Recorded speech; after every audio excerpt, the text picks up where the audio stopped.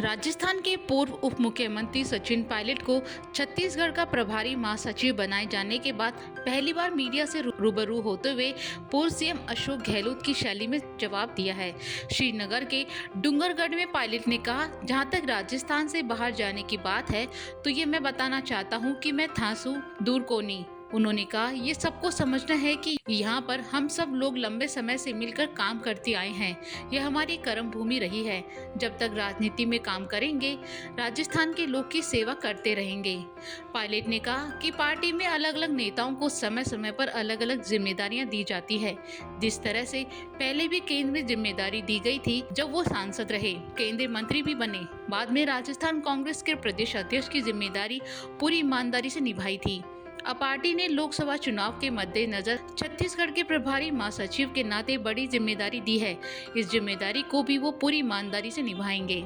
इसके साथ ही संसद में बड़ी संख्या में सांसदों के निलंबन के मामले में बोलते हुए सचिन पायलट ने कहा कि लोकतंत्र में विपक्ष को कभी नजरअंदाज नहीं किया जा सकता। आजादी के बाद ऐसा कभी नहीं हुआ जब इतनी बड़ी संख्या में सांसदों को निलंबन किया गया हो। ये लोकतंत्र की हत्या के समान है। पायलट ने कहा कि कोई भी सरकार हो, चाहे उसे कितना भी बहुमत मिले, लेकिन घमंड कभी नहीं होना चाहिए।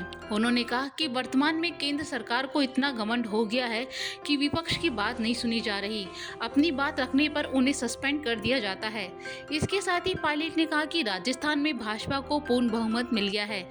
इसके बावजूद भी 25 दिन बाद मंत्रिमंडल का गठन नहीं होना दुर्भाग्य की बात है। इससे जनता के काम अटके हुए हैं। अक्टूबर में जब प्रदेश में चुनाव आचार संहिता लगी थी, तब से काम अटके हुए हैं। उन्होंने कहा कि मंत्रिमंडल का गठन नहीं किए जाने के पीछे कोई बड़ा कारण नजर नहीं आ रहा है। फिर भी भाजपा मंत्रिमंडल का गठन नहीं कर रही है। इससे जनता पर गलत प्रभाव जाता है। छत्तीसगढ़ के प्रभारी महासचिव बनाए जाने के बाद सचिन पायलट पहली बार मीडिया से रूबरू हुए। अब यहाँ देखने वाली बात होगी कि राजस्थान में अपनी सेवा जारी रखने के लिए सचिन पायलट को क्या आगे कोई जिम्मेदारी मिलेगी या नहीं। लोकवार्ता न्यूज, जयपुर।